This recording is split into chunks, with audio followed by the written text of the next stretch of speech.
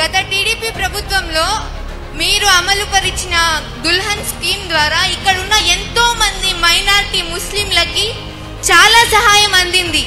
కానీ ఇప్పుడున్న ప్రభుత్వం రూల్స్ అండ్ రెగ్యులేషన్స్ అని చెప్పి మైనారిటీ ముస్లింలను మోసం చేస్తున్నారు.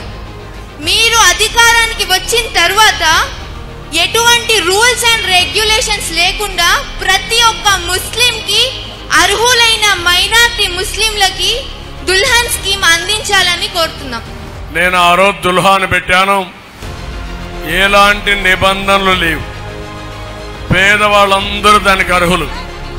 ఇప్పుడు వీళ్ళు వచ్చిన తర్వాత కొన్ని నిబంధనలు పెట్టారు. ఆ నిబంధనలు మీరు చూస్తే 10వ తరగతి పాస్ కావాలి, 10వ తరగతి పాస్ కాకపోతే పెళ్లి కాకూడదు. ఇది ఎక్కడ న్యాయమో నాకైతే అర్థం కావడం లేదు. అందుకని రెండోది కూడా ఈ రాష్ట్రంలోనే ఉండాలి. భార్యాభర్త ఇద్దరు పక్క రాష్ట్రంలో పెళ్లి చేసుకుంటే మళ్ళా వాళ్ళకి ఆ డబ్బులు రాదు. ఇలాంటి తప్పుడు నిబంధనలు పెట్టారు. నేను ఒకటే చెప్తున్నా, ఎలాంటి ఆంక్షలు లేకుండా అందరికీ దుల్హాన్ ఇచ్చే బాధ్యత నేను తీసుకుంటానని మీ అందరికీ హామీ ఇస్తున్నా.